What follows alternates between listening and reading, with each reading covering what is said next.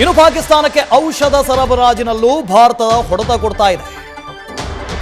ಈ ಬಗ್ಗೆ ಇಂದು ಭಾರತೀಯ ಔಷಧ ಮಂಡಳಿ ಸಭೆಯನ್ನು ಕರೆದಿದೆ. ಪಾಕ್ಗೆ ಔಷಧ ಸರಬರಾಜು ನಿಷೇಧ ಮಾಡುವ ಸಾಧ್ಯತೆ ಇದೆ. ಭಾರತದಿಂದ ಪಾಕಿಸ್ತಾನಕ್ಕೆ ಅನೇಕ ಔಷಧಗಳು ರಫ್ತಾಗ್ತಾ ಇದ್ವು, ಜೊತೆಗೆ ಕಚ್ಚಾ ವಸ್ತುಗಳು ಕೂಡ ರಫ್ತಾಗ್ತಾ ಇದ್ವು. ಔಷಧ ತಯಾರಿಕೆಗೆ ಬೇಕಾಗಿರುವಂತಹ ಕಚ್ಚಾ ವಸ್ತುಗಳು, ಕ್ಯಾನ್ಸರ್, ಹೃದಯಾಘಾತ, ಹಾವು ಕಡಿತದ ಔಷಧ, ಇದೆಲ್ಲವೂ ಕೂಡ ರಫ್ತಾಗ್ತಾ ಇತ್ತು. ಎಲ್ಲ ಔಷಧ ರಫ್ತು ಮಾಡೋದಕ್ಕೆ ಇವತ್ತಿನ ಸಭೆಯಲ್ಲಿ ಆ ರಫ್ತನ್ನು ರದ್ದು ಮಾಡೋದಕ್ಕೆ ತೀರ್ಮಾನ ಆಗುವಂಥ ಸಾಧ್ಯತೆ ಇದೆ. ಜಗದೀಶ್ ಇದ್ರ ಬಗ್ಗೆ ಡೀಟೇಲ್ಸ್ ಅನ್ನು ಕೊಡ್ತಾ ಹೋಗ್ತಾರೆ. ಜಗದೀಶ್, ಪಾಕಿಸ್ತಾನಕ್ಕೆ ಹೊಡೆತದ ಮೇಲೆ ಹೊಡೆತ ಆಗ್ತಾ ಇದೆ. ಭಾರತ ಈಗಾಗಲೇ ಪಾಕಿಸ್ತಾನದ ಜೊತೆಗಿನ ವ್ಯಾಪಾರವನ್ನು ಸ್ಥಗಿತಗೊಳಿಸಿದೆ, ಏರ್ ಸ್ಪೇಸನ್ನು ಸ್ಥಗಿತಗೊಳಿಸಿದೆ. ಈಗ ಔಷಧವನ್ನು ಒಂದು ವೇಳೆ ಕ್ಲೋಸ್ ಮಾಡಿಬಿಟ್ರೆ ಪಾಕಿಸ್ತಾನಕ್ಕೆ ಯಾವ ರೀತಿಯಾಗಿ ಲಾಸ್ ಆಗುತ್ತೆ ಅಂತ? ಭಾರತದಿಂದ ಬರೋಬ್ಬರಿ 30-40% ಏನಂದ್ರೆ ಔಷಧಗಳನ್ನ ತಯಾರು ಮಾಡುವಂತಹ ಕಚ್ಚಾ ಸಾಮಗ್ರಿಗಳ ರಫ್ತು ನಿರಂತರವಾಗಿ ಆಗ್ತಾ ಇತ್ತು.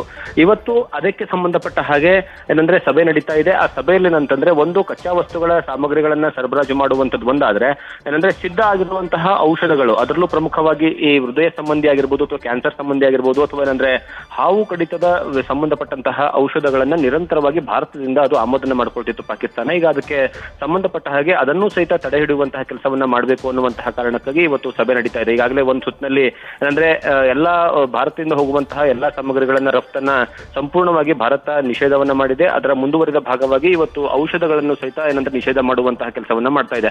ಯಾಕಂದ್ರೆ ಭಾರತದಿಂದ ಯಾಕೆ ಅವರಿಗೆ ಅಷ್ಟು ಇಂಪಾರ್ಟೆಂಟ್ ಆಗುತ್ತೆ ಅಂತಂದ್ರೆ, ನೀವು ಬೇರೆ ದೇಶಕ್ಕೆ ಹೋಲಿಸ್ಕೊಂಡ್ರೆ ಅಂದ್ರೆ US ಆಗಿರ್ಬೋದು ಅಥವಾ ಚೀನಾ ಆಗಿರ್ಬೋದು ಅಥವಾ ಬೇರೆ ಬೇರೆ ಯುರೋಪಿಯನ್ ಕಂಟ್ರಿಗಳಿಂದ ಏನಾದ್ರು ಔಷಧಗಳನ್ನ ಆಮದು ಮಾಡ್ಕೊಂಡಿದೆ ಆದ್ರೆ ಪಾಕಿಸ್ತಾನಕ್ಕೆ ಅದರ ಬೆಲೆ ತುಂಬಾ ದೊಡ್ಡ ಮಟ್ಟದಲ್ಲಿ ತೆರಬೇಕಾಗುತ್ತೆ. ಕಾರಣ ಏನು ಅಂತಂದ್ರೆ, ಭಾರತದಿಂದ ಅವರಿಗೆ ಕಡಿಮೆ ಬೆಲೆಯಲ್ಲಿ ಔಷಧ ಸಾಮಗ್ರಿಗಳು ರಫ್ತಾಗ್ತಾ ಇದ್ವು. ಆದ್ರೆ ಬೇರೆ ದೇಶಗಳಿಂದ ಏನಾದ್ರೂ ಆಮದನ್ನ ಮಾಡ್ಕೊಂಡಿದೆ ಆದ್ರೆ ಪಾಕಿಸ್ತಾನ ಹೆಚ್ಚಿನ ಹಣವನ್ನ ಕೊಟ್ಟು ಔಷಧಗಳನ್ನ ಆಮದು ಮಾಡ್ಕೊಳ್ಬೇಕು. ಇದರಿಂದ ಆರ್ಥಿಕವಾಗಿ ಅವರಿಗೆ ದೊಡ್ಡ ಮಟ್ಟದಲ್ಲಿ ಹೊಡೆತ ಬೀಳುತ್ತೆ.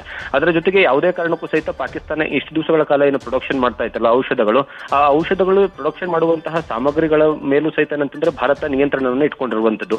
ಇಡೀ ಪಾಕಿಸ್ತಾನದ 30-40% ಔಷಧಗಳ ಉತ್ಪಾದನೆ ಏನ್ ಮಾಡ್ಕೋತಾ ಇತ್ತು ಅಲ್ಲಿರುವಂತಹ ಖಾಸಗಿ ಕಂಪನಿಗಳ ಮೂಲಕವಾಗಿ. ಆ ಖಾಸಗಿ ಕಂಪನಿಗಳು ಸಹಿತ ನೇರವಾಗಿ ಅವಲಂಬನೆ ಆಗಿರುವಂತದ್ದೇ ಭಾರತದ ಮೇಲೆ.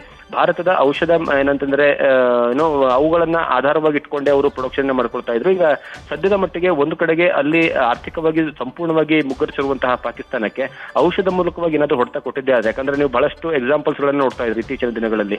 ಪಾಕಿಸ್ತಾನದ ಬಹಳಷ್ಟು ಜನ ಏನಂದ್ರೆ ಭಾರತಕ್ಕೆ ಒಂದು ಟ್ರೀಟ್ಮೆಂಟ್ ತೆಗೆದುಕೊಳ್ಳುವಂತಹ ಕೆಲಸವನ್ನ ಮಾಡ್ತಾ ಇದ್ರು.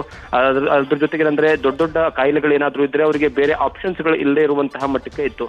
ಈಗ ಔಷಧಗಳ ಮೇಲೂ ಸಹಿತ ನಿಷೇಧ ಹೇರೋದ್ರ ಮೂಲಕವಾಗಿ ಅಲ್ಲಿ ಆರೋಗ್ಯದ ಮೇಲೂ ಸಹಿತ ಅಂದ್ರೆ ಅಲ್ಲಿರುವಂತಹ ಜನರ ಮೇಲೆ ದೊಡ್ಡ ಪರಿಣಾಮ ಬೀರುತ್ತೆ. ಅದರಿಂದನೂ ಸಹಿತ ಅಲ್ಲಿರುವಂತಹ ಜನರು ದಂಗೆ ಏಳುವಂತಹ ಸಾಧ್ಯತೆಗಳು ಇರ್ತವೆ. ಯಾಕಂದ್ರೆ ಈಗಾಗಲೇ ಪಾಕಿಸ್ತಾನ ಸರ್ಕಾರದ ವಿರುದ್ಧ ಬಹಳಷ್ಟು ಜನ ಬೀದಿಗಿಳಿದು ಪ್ರೊಟೆಸ್ಟ್ ಮಾಡ್ತಾ ಇದ್ದಾರೆ, ಹೋರಾಟವನ್ನ ಮಾಡ್ತಾ ಇದ್ದಾರೆ.